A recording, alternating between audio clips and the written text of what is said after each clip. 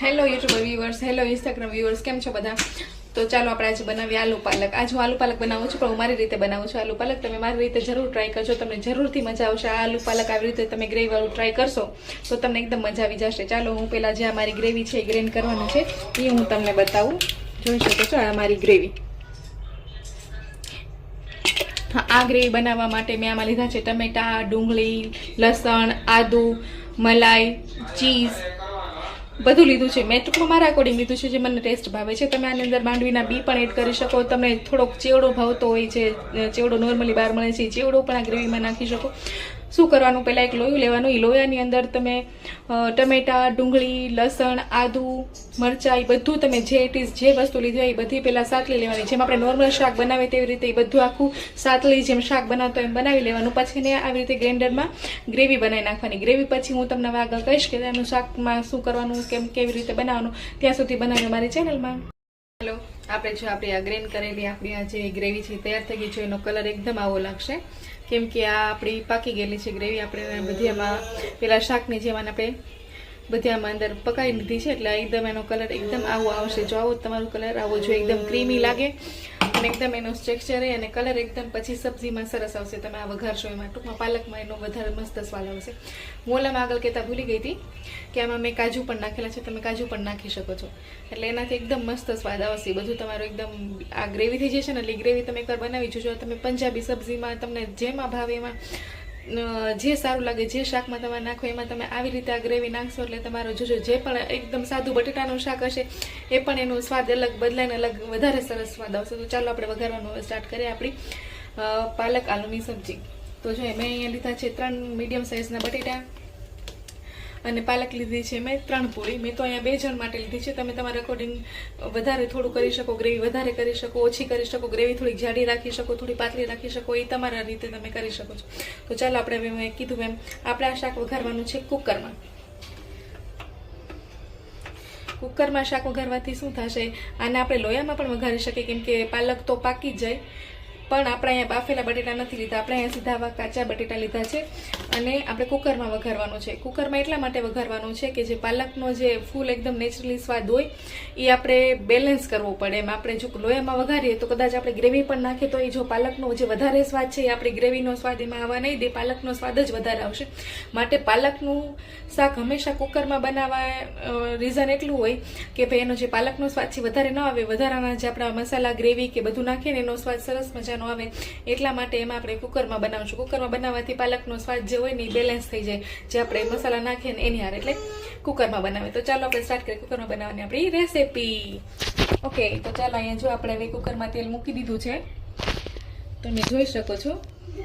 કુકરમાં આપણે અહીંયા તેલ મૂકી દીધું છે. આપણે અહીંયા બેઝિક મસાલા આપણા લઈ લીધા છે, આપણી પાલક લઈ લીધી છે અને આ જે બધા મસાલા છે, અને કુકરમાં આપણું મસ્ત તેલ આવી ગયું છે, જોઈ શકો છો તમે. તો બસ હવે એમાં આપણે વઘારવાનું સ્ટાર્ટ કરીએ. સૌથી પહેલાં એમાં આપણે નાખવાની છે આપણી આ ગ્રેન્ડ કરેલી ગ્રેવી, જેમાં હું થોડું પાણી ઉમેરું છું, કેમ કે એ થોડી ઘાટી હોય તો આમાં જાય ને તો સરસ મજાને આમ સ્વાદ આવે. ચાલો હવે આ ગ્રેવીને આપણે નાખી દઈએ.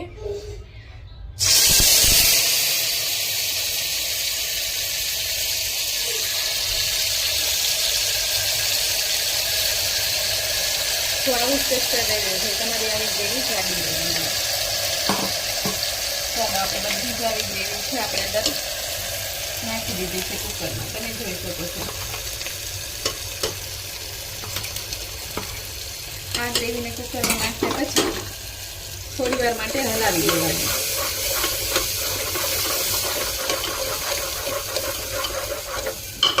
તમે જોઈ શકો છો એકદમ ક્રીમી અને સરસ મજાનો કલર આવી ગયો છે આપણી ગ્રેવીનો.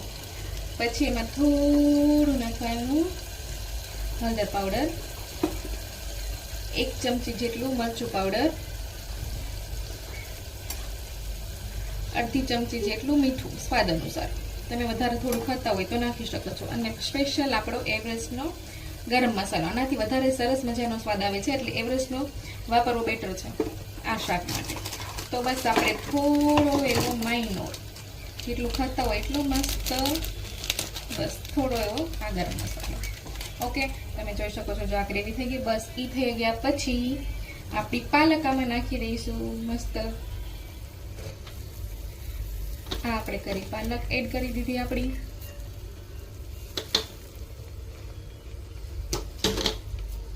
બસ હવે પાલકને 5-10 મિનિટ આવી રીતે આપણે આમાં પાકવા દઈશું.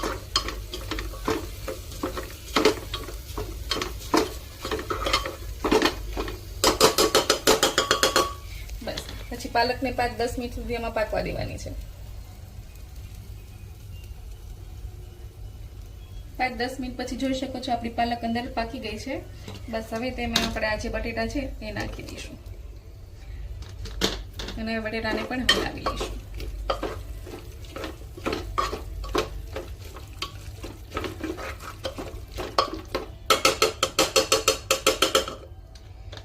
હવે તેમાં નાખીશું 1 ગ્લાસ જેટલું પાણી.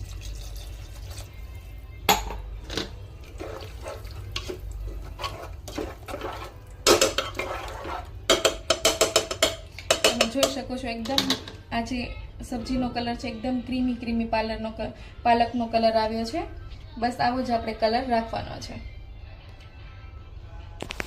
બસ તો હવે ગેસનું ઢાંકણ બંધ કરીને આપણે આ કુકરનું ઢાંકણ બંધ કરીને બસ ચડવા દેવાનું છે. અને મેં આમાં પાણી થોડું નાખ્યું છે કેમ કે મેં ગ્રેવી ઝાઝી નાખી છે, એટલે મારે એકદમ ક્રીમી ટેક્સચર જોઈએ છે મારા શકનું. એટલા માટે તમે પાણી વધારે નાખી શકો છો, ઓછું નાખી શકો છો. તો સારું, ચાલો. અને આને ખાઈ શકો છો ભાખરી સાથે, થેપલા સાથે, પરોઠા સાથે, તમને જેની સાથે ભાવે એની સાથે ખાઈ શકો છો. પણ ભાખરી હારે અને પરોઠા હારે આનો એકદમ બેટર સ્વાદ આવે છે. અને વધારે બેટર સ્વાદ જોતો હોય તો આને ખાઈ શકાય છે થેપલા હારે.